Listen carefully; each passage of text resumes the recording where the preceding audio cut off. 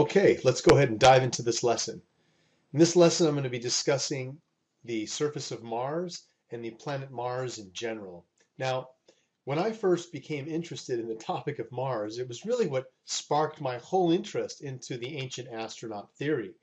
I'm 39 now, and when I first started looking into these topics at 21, someone had just kind of tangentially mentioned to me in college that there was, hey, this face and pyramids on the surface of Mars. Well, I of course didn't, see any interest or belief in this information until I started to, for whatever reason, look into some of the data that's been coming down from what we have on imagery that we get of the orbiters going around Mars. I think at the time, basically, I became aware of a certain company called Malin Space Science Systems. And Dr. Mike Malin, who runs this company, was also located in San Diego, where I was attending college. And it turns out that most of the cameras that we've been placing on the orbiters to take pictures on the ground as well as in orbit uh, were from Malin Space Science Systems. So this was very intriguing to me, and I decided to contact Dr. Mike Malin as a college student and just ask him point blank, is there any possibility that there are artificial structures on Mars? And he said, well, no, there's only sand and weather eroded objects, which some have portrayed to think look like a face and pyramids. That, of course, raised my eyebrows even further in curiosity because I was able to find 5 to 10 peer-level review scientists that might not work at NASA, but hold PhDs in image analysis and satellite telemetry, where just doing some simple fractal math patterns or some simple algorithms that you can run on satellite telemetry, which we'll see in today's lesson, we clearly see that the areas of Mars called Cydonia definitely merit further attention. Okay, so, if we just kind of look at some basic facts about Mars, we can see that it's about half the diameter of Earth. And really, it started to catch attention even before, the last 50 years of our science. But back in the day, there was a gentleman named Giovanni Schiaparelli that was an Italian astronomer. And, he was making basic observations through his telescope and started to realize that there's canali, is what he called them on Mars. What he appeared to be observing were ancient canals that possibly were created by some type of, you know, uh, alien race at the time. They were thinking that it's possibly like intelligently built canals connecting waterways, kind of like what we do here on Earth. So that unfortunately died out, the idea that there was, an advanced canal system. But what is interesting about the topic is the idea is that is there ever, or is there even now, water on Mars? And as you can see from these current Mars images, we do have polar ice caps, but we'll take a closer look at some of the surface features as well. This is just another, just a diagram more in the day of Schiaparelli, where he, again, carved out all these intricate, what he appeared to think were canals, all intricately connected to each other. Now, we've sent several probes to the surface of Mars, as well as in orbit around Mars. This is one of the recent ones, Mars Reconnaissance Orbiter. And I've been following these for like 10 years, back in the day when they first sent the Mars Global Surveyor. So it's a very interesting advancement that they've been making in the fields of space telescopes and being able to have better image detection capabilities for what they're looking for on the surface. So, it's very noteworthy to see that if we just look at some of the packages that we've sent over the last decade, we started collecting packages where we thought, 15 gigabytes of data, of public data, is quite a bit. But you can see that it's literally exponentially grown over the last few years into the fact that now the public amount of data that's being released is just exponentially larger than we've ever had. And, this is supposed to be some of the most powerful technology that we'll have. So we're going to take kind of a closer look at how this technology is being used to take imagery of the surface of the planet and how it's used over certain areas versus other areas does raise a little bit of concern. You can see that this is one of the latest, cameras attached to the orbiter. And again, we're talking about some seriously high-grade equipment. And the imaging technology that we have here is just seriously more advanced than we've ever seen in the public sector. So here's that camera we were just looking at. Now before, we're looking at a standard like a Mars Global Surveyor, which was released in 1998. This was, 150 centimeters per pixel resolution, which, is again, if you get down on objects, all of them are going to become pixelated no matter what they are. But now we're getting down to around 30 centimeters per pixel. And a pixel is it's really, really small. So being able to zoom in to a 30 centimeter pixel level is really impressive. And that's only the public camera. I can almost guarantee you that, we also have classified tools attached to some of these orbiters. These packages are, usually under Department of Defense and aren't for public use, but the resolution is much greater than 30 centimeters per pixel. That would probably astound us. Okay, so, again, it's very interesting that we're going to be doing a lot of analysis of Mars. And even here you can see in this region, just looking at, we see what looks like clear water evidence that in the ancient past, water was heavily flowing on the surface of Mars and not probably just trapped in the polar ice cap as it is now. But we're going to come back to some of that imagery and reanalyze that question of water on the surface of Mars now. Various packages are being deployed. They started off with something, again, around 10 years ago called the Pathfinder, and now we have Curiosity and various other packages that we're going to be deploying that work in tandem with the orbiters as well as surface rovers. So we are well equipped to, let's say, take analysis of the surface of the planet.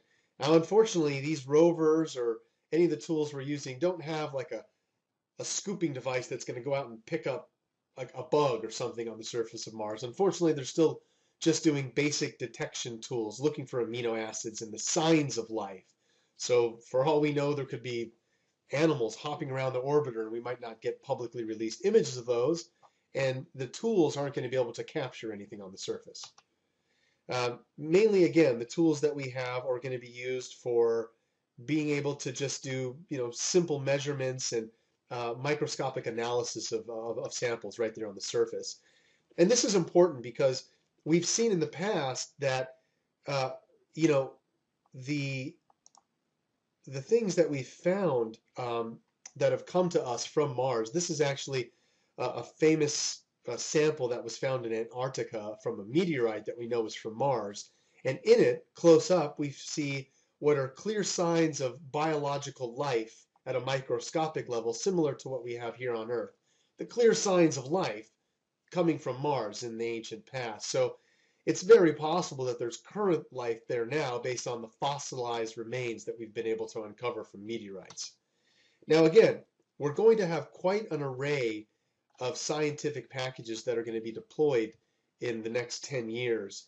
And really anyone who's interested in finding out our future in returning to Mars, and I say returning to Mars because as we'll see, there's definitely a deep connection with Mars in our past, and it turns out that even some of the most ancient cultures, the Sumerians, as we learned in lesson 1, had great knowledge and information that Mars was used by the Anunnaki as a way station, that all the mining and efforts that they were doing on Earth, they actually used the surface of Mars to transfer the gold from Earth on its way to Nibiru as a way station on Mars before it would do its final liftoff for Nibiru.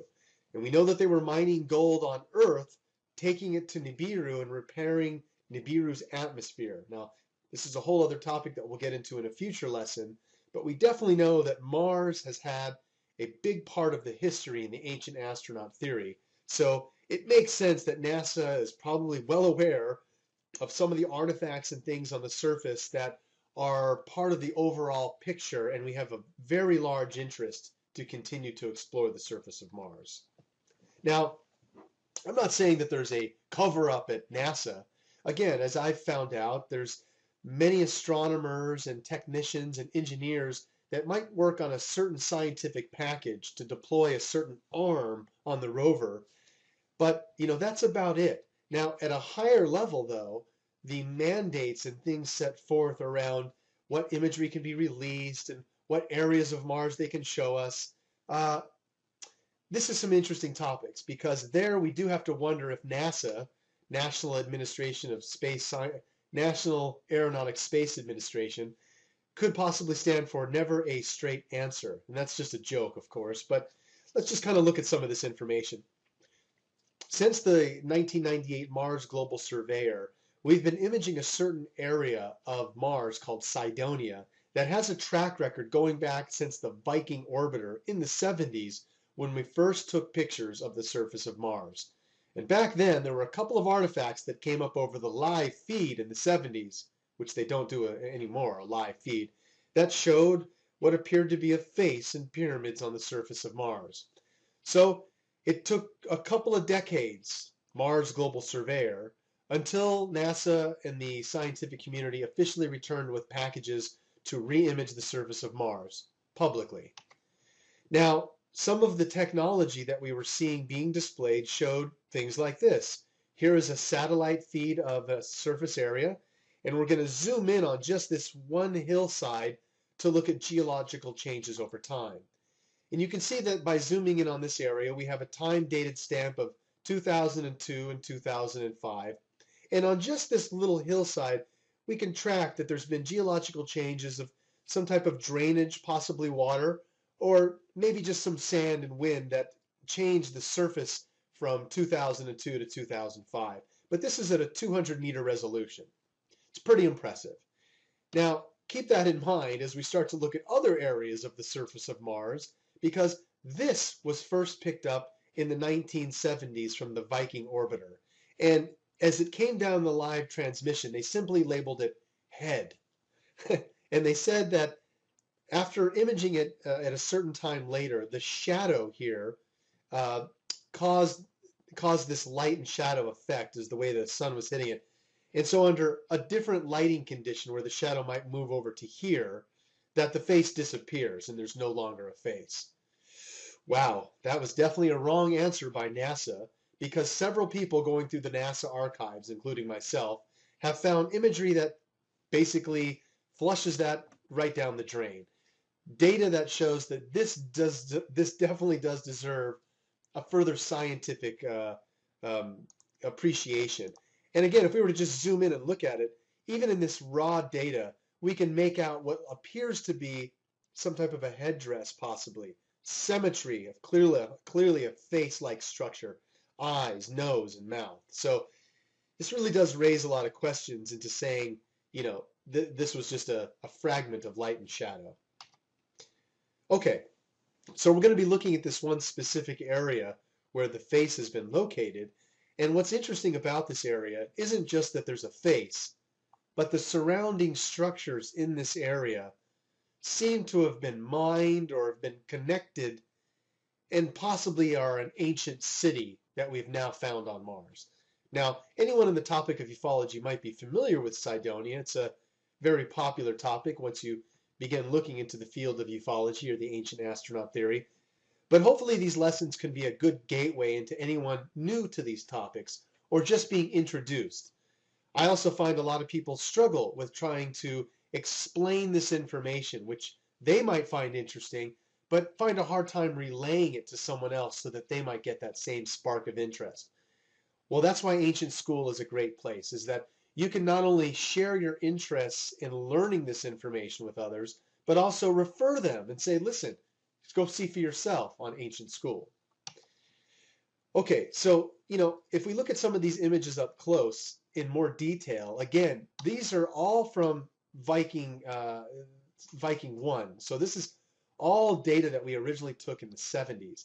We just now, over the last 10 years, have revisited these surface structures. And this is some of the imagery that we've gotten in 1998. Now, what you're going to see here is a very interesting track record that, for some reason, other areas of Mars, the geology and the clarity is immaculate, very impressive. But when we get to the face and the pyramids, all of a sudden the resolution is just thrown out the window. All of our 30 centimeter per pixel high resolution cameras seem to have problems or are being used in a limited fashion. So here's a view of the face in 1998. Now, it still looks like a face. It's very badly eroded. Looks like a bomb hit it, possibly. I don't know. Very bad damage. Something has happened to it, and it's very hard to discern that it's still a face until you look closer. Now, again, we have imaged it in more recent times, and again, it seems as if it's gotten worse. Now, in the original images of 1976, it was clearly a face. There were even different shadow angles confirming that it's a face. Here we find two different samples from that time frame. Shadow is here, the shadow is not there. The sun is literally right overhead. Like I'm the sun, I'm hitting the face here. If I'm the sun, I'm hitting the face from here. The shadow is different. The face is still there. 1998, it looks bad. 2001, even worse. 2002, you see where I'm going. Now, every other area of Mars, the face looks excellent. But for some reason, when they get to this area, we start to have problems. Now, thank you to the research of the Enterprise mission and Richard Hoagland, who might actually be giving you future lessons here at Ancient School. You can see that what they found was that by looking at certain other areas using the Mars orbital camera from the Global Surveyor, this main camera had a resolution that would look at other areas in great detail, and the resolution that they released for these areas was great. Now, when they took their first images of the face, this is what they released. You had to color enhance it and do data correction to actually see it. And they were only using 2/3 of the available 256 color spectrum of a grayscale image. They weren't using the full data. It's almost like they were hiding it. They reduced the resolution. Why? Well, let's take another look. When you look at this face from 1998 and rotate it 37 degrees so that it's looking at you head on, just like as if you were talking to another face, we can still extrapolate quite a bit of data even from this badly damaged image. Now that I've rotated it 37 degrees, I've created a left half and a right half. And by simply looking at these two halves as individual sections, again, some interesting data can be extrapolated.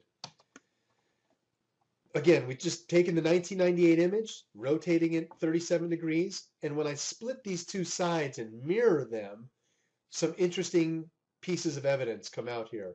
In this right side, you can clearly see that even though it's badly fragmented, when I flip it and mirror it, we still see facial characteristics, linear characteristics, forehead, eyes, nose, mouth, possibly a beard.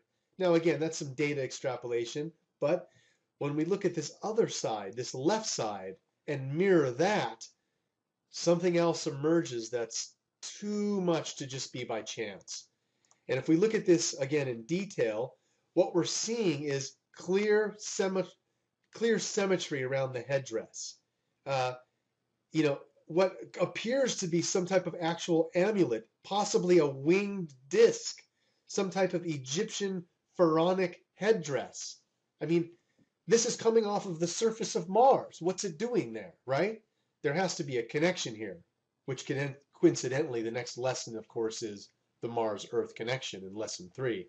But as we can see here on the surface of Mars, this face just has too many coincidences to just be a natural phenomenon. Eyes, nose, mouth.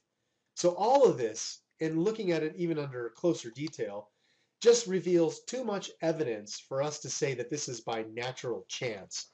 Now, it is possible that wind or, certain mountains looked at from a certain angle look like a face. And that's the only way that they've tried to attack this, but not with a real mathematical analysis, which we're going to look at here in today's lesson. Now, other areas around the face show symmetry that, again, denote some type of artificial influence. We saw here in 1976 something near the face that appeared to be looking like a dolphin, but we couldn't really understand what it was. Well, in 1998, we re-imaged this area, And this dolphin-like figure, whatever it is, has these perfectly cut or tube-like items that again are showing symmetry that is not natural. Something was being done in this region. When we compare the data from 1976 to 1998, basically what we're seeing here is higher resolution of these initial objects that were filmed at Cydonia. For a long time, this has been called the city, possibly a second face here matching the face, but unfinished, and what appear to be pyramids and a fort of some kind, even some type of inner structure of four connected dots, and another pyramid with little nodes coming out of it. And then a very large pyramid down here. Again, the angles on these objects under higher resolution are still being confirmed as pyramids. These are some type of ancient, five-sided pyramids that we can confirm that what we're seeing here is the shadow is hidden in this one, but in this one now the shadow is revealed and we see angular consistency. These little four dots, for an example, now you can see those four dots up close, and those three nodes here are here. So it's very interesting consistency that what we're seeing is possibly an ancient city. Now, there's more to it than that. It's not just the objects, it's the placement of the objects. There's actually quite a bit of geometry that matches up, which we're not going to get into in this lesson. I'm just going to give you a very straightforward approach to showing you there's something that's been going on the surface of Mars. So again, when we look at these structures, this side where the sun, if I'm the sun, this little red dot, I'm now shining on these structures, making a shadow that's coming here. Well, these, now I'm the sun, are right over these structures, clearly showing these once shadowed areas. So in relation to the face, these in fact do still merit further study. And there's that little dolphin we saw a minute ago. Now, what's really interesting is that not only are these all in relation to each other, but they seem to have been placed in a certain area, which I'm going to get back to in a moment. If we dive into just the face for a moment, there's never been any type of actual analysis that says, no, this is a face no matter what angle you look at it from. But actually there has. A gentleman by the name of Dr. Mark Carlotto, who is an imaging specialist, released quite a bit of data in showing that no matter how you look at the 3D imprint of the face, no matter what sun angle you're looking at the face, it's still a face. And pretty much every test that you can run that would show some signs of artificiality, the face passes with, hands down. Now, there were other tests that Dr. Mark Carlotto did that were ingenious in bringing out the data to confirm that the face and surrounding structures are definitely artificial. What we're seeing here is a fractal analysis of the face in two different frames. Here's the face where the angle of the sun, again, if I'm the sun, I'm creating a shadow on the face. There's the shadow. And in this one, the sun is probably right above the face. As you can see, there is no shadow. Two separate frames of the face. When Dr. Mark Carlotto runs a fractal analysis on these two frames, the fractal analysis shows that the face, all of these little highlighted hits, those are a probability of much higher chance to be artificial. Now, he used these same algorithms on Russian satellite telemetry, views over Russia, and using these same fractal analysis, he was able to identify tanks or troops hidden under some tarps or shrubs. So that same type of aggressive data being run on the surface of Mars, those same algorithms show that the face and surrounding structures come out to be a 98% chance of probability to be artificial. NASA never did any of that type of study publicly. But again, other peer-level review scientists that might not work at NASA have done the research. And this is why it's important to be abreast of this information. Here again is the analysis of the Russian satellite telemetry, where you can see what appear to be tanks and other artificial objects that, when again run under fractal analysis, are clearly identified as artificial, just like the face was. So we really have to take that into account, that a lot of the things that we get on the surface from our space agencies might just be the foot into these topics, the foot crossing into the door, if you will. But you really need to then take the leap yourself and look at some of the data that they're retrieving from these missions, especially on the surface of Mars. As you're going to see in Lesson 3, the Mars-Earth connection coming next week, the data that we've been collecting on Mars, I mean, they should be holding press conferences saying, there's life on Mars, it's confirmed. But NASA doesn't work like that. However, you can freely review all of the data that shows that all the signs are pointing to life is not only prevalent on Mars, but still exists today.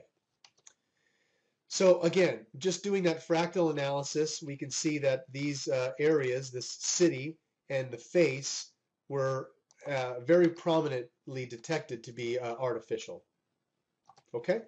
Now, there were other strange artifacts on Mars, outside of just the Cydonia region, and I recommend that you definitely check some of these out. I've provided the source material so that you can actually visit these sites and see these things for yourself. They are quite interesting to be aware of, simply for the fact that this is public data. If I can get my tool to work here, excuse me, I'm trying to click on the link for you. I can't do it in the presentation. I always get this mixed up, so forgive me. I wanted to click on the link for you, but there is always an interesting correlation between the data that we have. Here we go. That is freely available. Where again, it's just these little tiny things. Oh, here's a random image from we're logged in here, and they give you the area that they're zooming in on. And then of course, when we really zoom in on this strip, it's not just that one thing that I was showing you that's of interest. There's all these tube-like structures and various other things that should merit attention. But there's also, again, these things that just really, raise a lot of questions. And sometimes it's kind of fun to hunt through these artifacts. I'd have to actually click on one of these and see in detail what we're looking for. But all of that data that I show in the presentation, all of these frames are available, and they're, NASA released for the public. Now, there have been a few other things with the surface of Mars that go back into the past and raise a lot of questions. Mars has two moons that orbit the planet, and the main moon, Phobos, had what we'll call a Soviet close encounter. When the Russians first started to send their own probes and take pictures back in the 70s, one of their probes got very close to Phobos and was hitting it with radar, and the last frame that the satellite picked up was this. And this little beam of light, it's not coming from the satellite. It was coming from the moon of Phobos towards the satellite right before they lost transmission of Phobos 1. So it's very interesting that even, Phobos 2. It's very interesting that what we're seeing is possibly some type of energy beam coming from the moon of Mars and basically shutting off one of our spacecraft, saying, you're not going to shoot us with your laser beams. And other things that they were shooting on the surface of Mars at that time are unexplainable. Here was a large surface. Something was on the surface. Now, they were taking infrared, and so all they got was a shadow of some large object, not on the surface of Mars, but creating this shadow above the surface of Mars. This really does raise a lot of questions. I can only imagine what's actually going on the planet Mars, but if we look at anything with our space track record, when we landed a man on the moon in 1969, it's not like we stopped. We stopped going publicly. All of the information from the astronauts who have now spoken out tell us when they were up there on their tricycles, the military was on the surface of the moon in a Ferrari. They even saw cities on the back side of the moon. It's almost like we're not allowed to travel to these other planets in our solar system. Probably because they're already occupied. What a journey it'll be to actually see what's going on. Now, the Russians released so much information about what they think is going on the surface of Mars. There was a British documentary done, and if you can find a copy of this video, you're very lucky. It's called Alternative 3. And while it's fiction, it's definitely based on fact. And it even shows purported landings on the surface of Mars by Russian astronauts and seeing life scurrying outside the window of their capsule. So it really does raise a lot of questions about what's possibly been going on for many decades with our involvement in this secret space program going on with Mars. And it's not just the US. This is a global involvement where we're definitely using platforms in space and definitely on other planets currently now. Now, we have to wonder again why we're not being told about all the clear and obvious data that there is an atmosphere to Mars. You can even see it in some of these images. There are polar ice caps, and there's clear signs of water. I mean, look at all this frozen snow on the surface of Mars. I wonder if there's good skiing. There's clear data that shows even now what appears to be flowing water, changes in the geography. This is a GIF animation of current data from ESA that shows flowing water, changes of water levels on the surface of Mars. We really have to wonder why this is not being told to us. And there's clear evidence from all of our instrumentation on the surface now that the water levels did exist. All of this is clear signs of an ancient waterbed, a salty waterbed at that. Not only just water, but all the acids and amino acids and things that are needed for there to be a rich atmosphere of life we see in the ancient areas of Mars that we've been looking at. So I really have to wonder if we do go back to Mars with human beings within our lifetime. I definitely believe that by 2025, there has to be public missions going on. I mean, we'll be sending internet-controlled live drones by private companies, not government-controlled. Private companies will have missions where you can control your own space bot, if you will, and look at things on the surface of the planets live. So I really do wonder what's going to happen when we actually get to go back with real people and publicly controlled tools. I think what we're going to find is that our history on these other worlds within our own solar system is deeply embedded, and of course, especially on Mars. I mean, there's no question that the Anunnaki, the ancient Sumerian gods at least, were using Mars to do mining. The whole face itself was a large monument to be contributed towards one of the Anunnaki gods, Enki. So we have to understand that there is a large and infinite amount of data that we're still going to receive about Mars. And really that's exciting, is finding out all this new data that confirms our ancient connection with Mars. I definitely would like to point everyone to go to this URL. You can pause the video and just write that down, but I'll go ahead and click on it for you briefly here. Again, my hat's off to Dr. Mark Carlotto. He's done excellent research and really raised the bar in understanding that these various structures on Mars merit a lot of further study. And thankfully, with his ability to do image analysis, he's really released some great data. I personally recommend this book, The Martian Enigmas. Looks like you can buy it in the App Store as well as on Amazon. So pick up a copy of Mark's book. It looks like he'll even sign it for you. Okay. I think that's probably going to end it for this week's lesson. So I'd ask you to stay tuned for next week, where we're going to dive into the Mars-Earth connection.